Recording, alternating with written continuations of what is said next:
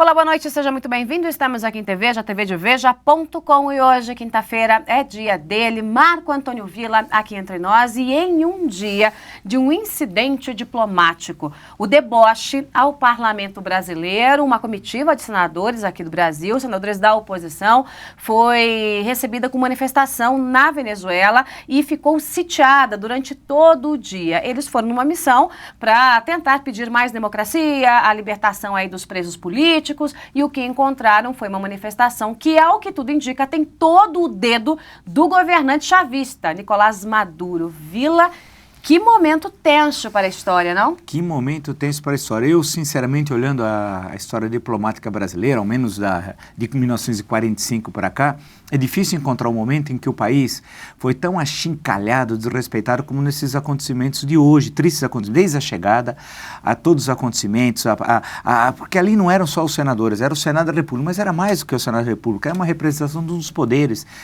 brasileiros que foram numa missão de paz, e não era uma intervenção se misturar qualquer assunto interno, era uma intervenção de paz, ia visitar os presos políticos, que são alguns presos políticos, são vários, e no caso eram alguns que seriam visitados, e a ação da violenta ação repressiva por parte do governo venezuelano, desde a chegada no aeroporto, o cerco, querer desviar o caminho, montar uma manifestação para depois bater, jogar pedra, ameaçar a vida, que na prática você estava ameaçando a vida dos senadores, tudo aquilo é um ato lamentável. Sem qualquer segurança, hein, Villa? Sem Eu conversei qualquer durante segurança. A tarde com os senadores, conversei com o Ronaldo Caiado, conversei com a Luiz Nunes, conversei com o Ricardo Ferraço, com o Aécio Neves, para a gente entender como é que estava a situação, claro. se a hostilidade de um lado, se haveria do outro lado ali algum tipo de segurança. Eles foram abandonados. Inclusive pelo diplomata.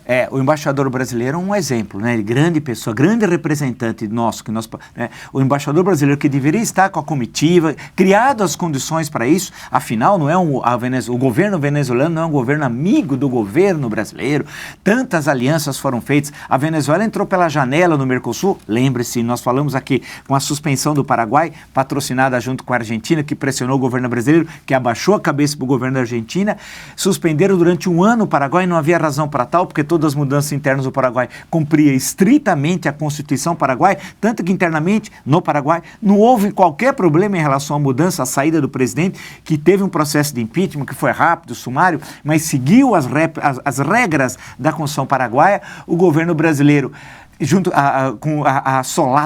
assolado pelo governo argentino, pressionado pelo governo argentino, acabou apoiando a sanção feita ao Paraguai, que resolveu, olha, o Paraguai, que sempre teve uma história política extremamente turbulenta, golpe de Estado e tal, encontrou uma solução constitucional, e essa solução constitucional foi vetada pelo governo brasileiro e argentino, a mando do governo argentino.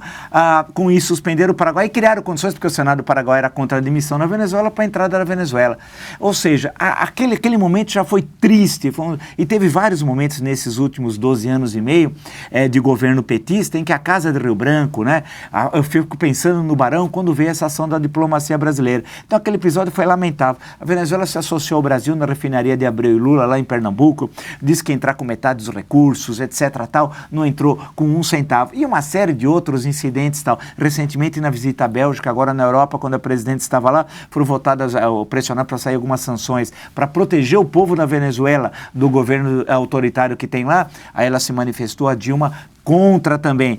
Então há uma série, e está aqui recentemente a visita, a questão de cerca de 10 dias atrás, do presidente da Assembleia Nacional, traficante de drogas, esse Diosdado Cabello, que veio aqui, foi recebido 2 vezes no Instituto Lula e 1 vez pela presidente. E poderíamos dar exemplo de ministro recebido pelo MST, fazendo discurso. Em suma, o governo brasileiro é associado a essa tragédia que governa a Venezuela há já muitos anos tal. Agora, e o que aconteceu hoje, essa agressão aos senadores, eles impediram de cumprir uma missão de paz, volto a dizer, e o silêncio do governo. Não adianta agora, até agora não houve nenhuma nota, mas muitas vezes o Itamaraty, só para cumprir tabela... Nós ligamos para o Itamaraty, para ter uma ideia, Villa. A nossa produção entrou em contato, obviamente, com o Itamaraty, para cobrar uma posição, e eles estavam decidindo sobre o que decidir, e ainda estão decidindo sobre o que decidir durante a tarde. Claro, né? E a informação é que talvez eles se manifestassem depois que os senadores saíssem do solo venezuelano. Aliás, a informação, agora confirmada afirmada por Aécio Neves é de que eles decidiram, os senadores, deixar a Venezuela. Tentaram, mais uma vez, fazer a visita ao presídio, aos presos políticos. Um pouco antes deles decidirem, dessa comitiva decidir voltar ao Brasil, foram 2 tentativas de visita, as 2 frustradas. Um pouco antes, eu conversei por telefone com o senador Ricardo Ferraço, que acompanha essa comitiva. Acompanhe. É um absurdo que um país que seja do Mercosul, como nós somos, que esteja submetido a cláusulas democráticas, trate o parlamento brasileiro como está tratando. Nós estamos sentindo uma violação absurda, não apenas às nossas pessoas, mas ao Congresso brasileiro. Olha, um incidente planejado pelo governo local, e eu estou achando que com apoio da Embaixada Brasileira em Caracas. Tanto que nós vamos requerer na Comissão de Relações Exteriores a convocação do embaixador para que ele dê explicações ao Senado da República sobre isso que nós estamos enfrentando aqui em Caracas. Nós não estamos conseguindo sair do aeroporto, com grupos fora, grupos de milicianos, com pedra, com objetos na mão, e afinal nos oferecem qualquer tipo de segurança para que a gente possa cumprir a nossa missão. Assim, nós viemos para um covil. Eu conversei com o Ricardo Ferraço há pouquíssimo tempo, minutos antes da comitiva decidir voltar ao Brasil, eles estavam se ensaiando para sair do aeroporto de novo. Né? Mas aí havia um carro blindado, um tanque blindado, bloqueando uma das saídas, bloqueando o túnel. E depois resolveram lavar o túnel. Vamos lavar o túnel, vamos bloquear o túnel para lavar o túnel. Tudo para impedir que os senadores chegassem ali. Eu acho que ele tem 2 questões, acho que extremamente importantes. Ele foi muito feliz, o senador Ferraz. Lembrou muito bem a cláusula democrática do Tratado do Mercosul, claramente violada. E o silêncio do governo brasileiro, e não é de hoje. Por que pedir que a Cristina Kirchner faça alguma coisa aí? Vamos esperar sentado. Mas o governo brasileiro, quer dizer, né? Então a questão da cláusula democrática, e isso que ele falou que é uma coisa muito séria. O silêncio do embaixador americano, brasileiro, pelo melhor dizendo, é uma espécie de apoio a toda essa violência contra os senadores, porque ele deveria estar junto na comitiva, deveria ter criado as condições, deveria ter comunicado ao governo venezuelano. Por o Diosdado Cabello vem aqui, se encontra 2 vezes com o Lula, uma vez com a Dilma. Vem um ministro lá de uma comuna, não sei das quantas, que ele arrumaram na Venezuela, vai à sede do MST no Vale do Paraíba, vem não sei o que tal. Uma missão de senadores da República Brasileira, que eles tinham conhecimento, numa missão de paz, passar o que passar. A traficante aqui é recebido com tapinha nas costas, e senador da oposição, que busca a questão da democracia, a libertação dos presos políticos, senador da oposição é recebido com paus e pedras. Então, eu acho que então ele lembrou 2 coisas, essa questão da cláusula democrática do Mercosul, que é muito importante, e essa questão, questão do embaixador brasileiro. Não dá, mas também, Joyce, o Itamaraty, quem tem lá? Marco Aurélio Garcia. Ele, na prática, é o ministro das Relações Exteriores. Ele exerceu isso durante a gestão também Celso Amorim e tal. Era uma espécie de co-ministro, os 2. Marco Aurélio Garcia, um simpatizante do que essa coisa pavorosa chamada chavismo, né? A situação que vive hoje a Venezuela. Mas o governo petista tem uma associação assim, umbilical com a Venezuela. Veja que essa semana a FAO, que foi noticiado muito bem por Veja, o Graziano, presidente, ela secretário-geral da FAO, colocado pelo governo petista, dá um diploma para o Maduro pelo sucesso do combate à fome na Venezuela.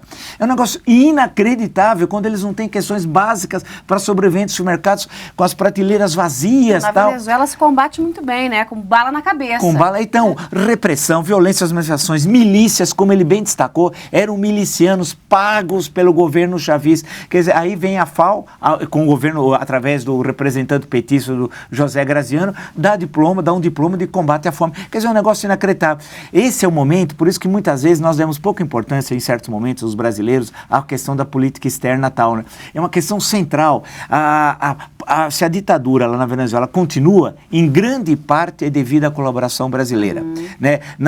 No apoio que o Brasil deu nos órgãos internacionais e latino-americanos sempre à Venezuela, né? Pelas relações econômicas, a todo momento foi colocado questões de sanções contra a Venezuela, o governo brasileiro foi contra, e voltamos a lembrar, não custa lembrar o episódio do Mercosul, que está violando a entrada da Venezuela, um regime que já não tinha uma estrutura democrática, portanto já violava originalmente o Tratado do Mercosul, entrou no Mercosul e continuou constantemente violando essa cláusula na ação da repressão, com milícias atirando, matando pessoas, e agora nessa grave agressão ao Brasil. Não é só uma agressão aos senadores e ao Senado, é uma agressão ao Brasil. E a Dilma caladinha. Bom, enquanto isso, já houve repercussão, claro, no Congresso Nacional. Renan Calheiros, presidente do Senado, Eduardo Cunha, presidente da Câmara, cobraram da Dilma Rousseff, presidente da República, uma reação a essa hostilidade aí de senadores. Hoje, um pouco mais cedo, Renan Calheiros ligou, primeiro para o Mauro Vieira, aquela blá blá blá de sempre, né? E depois falou com a presidente Dilma justamente por questões do incidente diplomático, um incidente, como bem disse o Ferraço, provocado. Muito claro, muito claramente provocado. Eduardo Cunha suspendeu os trabalhos na Câmara dos Deputados e disse que só haveria retomada dos trabalhos, inclusive com questões relativas a projetos de interesse do governo quando a situação fosse resolvida na Venezuela. Quer dizer, virou um angu, né, Vila? Eu acho que é importante destacar, muitas vezes se critique, e sempre com razão, muitas as ações, tanto da Câmara como do Senado, mas dessa vez deve ser elogiada a rápida ação do presidente do Senado, do presidente da Câmara, protestando, exigindo do Executivo uma ação eficaz, quer dizer, que faça alguma coisa, fale, proteja os representantes do Senado da República, proteste, faça efetivamente alguma coisa. E lembrar também, não pode ser esquecido, que fizeram uma comitiva de brasileiros, uma espécie de contra-comitiva em relação à comitiva do Senado. Uma coisa grotesca, com gente que mama nas tetas do Estado, né, que vive desse projeto criminoso de poder, sabe a expressão. Volto sempre a dizer do jurista e ministro e decano da Suprema Corte Brasileira, o Celso de Mello. Esse projeto criminoso público que sustenta um grupo de pseudo-jornalistas, porque não são na prática jornalistas, pseudos intelectuais e tal, e que fizeram uma missãozinha para ser uma espécie de contraponto. Eu queria ver se com eles teve milicianos, se cercaram o túnel, se colocaram tanque, se criaram problema nos aeroportos. Quer dizer, é uma vergonha. São pessoas caricatas que, olha, dá asco, nojo desses que fizeram isso, porque no fundo são aqueles que apoiam a ditadura castrista e os 50 anos, mais de 50 anos, mais de meio século da ditadura em Cuba e tal. Agora, eu acho que nós temos de cobrar mesmo, isso é uma questão central, porque de início eu falava assim, não, é uma missão que vai criar problemas na Venezuela, está provocando o governo venezuelano. Que provocando o governo venezuelano? A defesa das liberdades, da democracia, são valores universais, não são valores que são determinados pelas fronteiras de cada país. Portanto, defender a missão de paz, volto a dizer, e não de interferência dos senadores brasileiros é defender a democracia. Portanto, o silêncio da presidente significa, mais uma vez, a aliança que ela tem com o governo chavista e com a ditadura venezuelana. Né? Bom, o Senado aprovou, hoje à tarde, a ida de uma nova comitiva. Sim, né? Entendi, ótimo. Eu vou dar o nome para vocês. É uma comitiva que eu acho que vai ser mais bem recebida por lá, né, Vila, também, né? Você falou da contra-comitiva, aquela coisa. É a Vanessa Graziotin. Ah, grande. Roberto Requião, que adora o chavismo, adora o Nicolás Maduro. Sim. Randolfo Rodrigues, Lídice da Mata e o Lindbergh Faria. Né? Essa comissão vai dar uma passeadinha lá pelos lados da Venezuela, né, por conta da escalada da tensão no país vizinho. E aí, viu? Eu quero ver, eles deveriam, se tivesse dignidade e vergonha na cara, esses 5, que são 5, foram lidos aqui pela Joyce, fazer esse mesmo percurso. Ir lá visitar os presos políticos, vamos ver se eles têm dignidade e têm vergonha na cara. A questão que se coloca não é de partido político, né? Não é dessas alianças geralmente espúrias que são feitas lá em Brasília, é de ter vergonha na cara, que esse quinteto tenha vergonha, quer dizer, que cumpra a Constituição brasileira. Está bem claro na nossa Constituição que as nossas relações externas é mediatizada pela defesa da democracia, das liberdades, e isso é essencial. Eu quero ver que eles não façam, não vão fazer nós passarmos novamente vergonha. Tem uma ação, outra vez, policial em relação de apoio, no fim, policial de apoio à ditadura venezuelana. Certamente, vendo esses 5, vai ser um horror. Mas é bom para as pessoas compararem, para ver que nós temos senadores... provavelmente sejam recebidos com aplausos, com aplausos, tal. Viva Chávez! Claro, com bandeirinha da Venezuela e do Brasil. Mas é para a gente ver que existem senadores compromissados com a liberdade e com a democracia. E há senadores comprometidos com a ditadura chavista, assim como esses. Podia até estender a viagem, ir até Havana, porque eles estão comprometidos com a ditadura. No fundo, esses daí odeiam as liberdades e a democracia. São simpatizantes de regimes ditatoriais. Para a gente fechar esse assunto e passar para o próximo, Vila, esse incidente diplomático de hoje, como você disse, marca a história, né? O que o Brasil leva como peso disso? Porque, de uma certa forma, a gente tem um custo Brasil do lulopetismo. Sim. A gente tem aí um lulopetismo que é muito aliado e muito simpático aos governos, às ditaduras bolivarianas. A gente tem uma Venezuela que está longe de ser um regime democrático, de fato. Muito longe. Porque senão não teria presos políticos. Né? E a gente sempre teve, nesses 12 anos e meio, praticamente, aí esse alinhamento entre a turma do PT e a turma da Venezuela. O que se pode esperar? Que peso o Brasil leva e o que se pode esperar desse incidente diplomático para a história? Olha, se nós olharmos os 8 anos do governo Lula, 2003-2010, né, a marca da política externa foi uma guinada na política externa brasileira e foi a aliança com as ditaduras da África Negra, né? Voltar àquela contradição norte e sul, hemisfério norte e hemisfério sul, brancos e ricos, tal, quando o eixo econômico do mundo estava se transferindo e se transferiu efetivamente do Atlântico para o Pacífico, para a região Ásia-Pacífico, nós, ainda com aquela concepção, o governo brasileiro, daquela luta anti-imperialista, o problema dos Estados Unidos, etc., tal, a questão norte e sul, países ricos e países pobres, começou a se aproximar e se estabeleceu laços sólidos com as ditaduras da África Negra, algumas delas, inclusive, vinculadas a tráfico de drogas para a Europa e tal, se aproximou aqui dos regimes autoritários latino-americanos de outra faceta, que não são mais aquelas ditaduras militares, mas são regimes autoritários, né? Se aproximou desse e nunca na ONU ou nos organismos internacionais, votou em defesa da liberdade, da democracia e dos direitos humanos. É inacreditável se olharmos os 8 anos do governo Lula, sempre a postura foi ao lado de regimes que violavam os direitos humanos. No caso da Líbia, no caso do Sudão, e etc.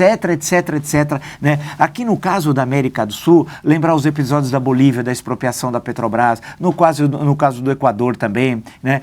Teve os episódios desde a época do Chávez, não só agora na época do Maduro, e o silêncio do governo brasileiro. O episódio de Honduras, temos de lembrar, Honduras, tal qual o Paraguai, tinha encontrado uma solução para uma grave crise política que estava havendo. O presidente queria passar por cima da Constituição e o Congresso hondurenho não deixou. Olha que importância para um continente político, entre aspas, né? América Latina, você ter uma discussão no interior da Constituição e um Congresso que quer manter a Constituição e impedir uma ação autoritária do Executivo, que no caso era a convocação de um plebiscito, que não era permitido, com isso levou à saída do presidente, ao invés do Brasil apoiar o respeito à Constituição, à democracia, que é tão difícil na América Latina, num continente marcado pelo poder arbitrário, que o governo brasileiro fez naquela época, foi apoiar o ex-presidente hondurenho, que fez aquela palhaçada que depois retorna ao país e se hospeda na Embaixada Brasileira. Em suma, se nós fôssemos a rolar todas as ações, por exemplo, na América Latina, que é mais próximas a nós, todas as ações do governo Lula-petismo, tanto da gestão Lula até 2010, como dali para frente, com a gestão Dilma, todas estiveram ao lado dos regimes autoritários e nunca do lado da defesa das liberdades e da democracia. E aí o nome do Brasil, que é a tua questão. Você acaba o Brasil, que é o governo brasileiro, é verdade, mas acaba sendo o Brasil, né? Acaba se associando a esses regimes. Isso é muito ruim para o país.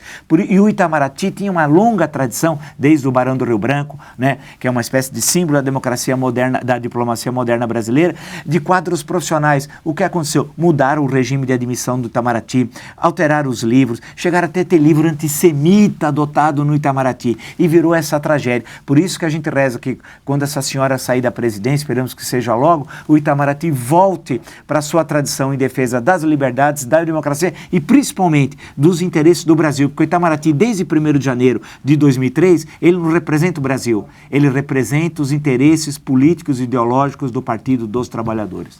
Muito bem, Marco Antônio Villa, aqui entre nós. A gente volta já já.